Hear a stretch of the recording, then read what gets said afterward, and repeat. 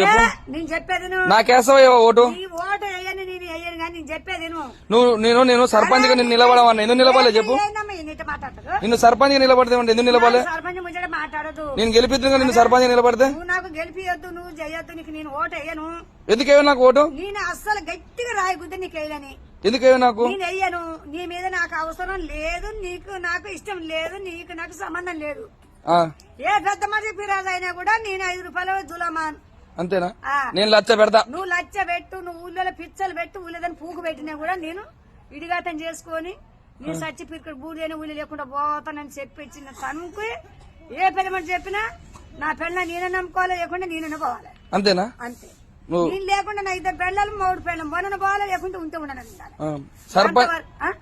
vote sarpanch నీకు vote వేసే ముచ్చట్లేదు అసలు ఊళ్ళోకి వచ్చే ముచ్చట కూడా లేదు బోగుడు లేదు లేదా లేదు ఓటు వేయనంటూ వేయను ఎవరికి వేయను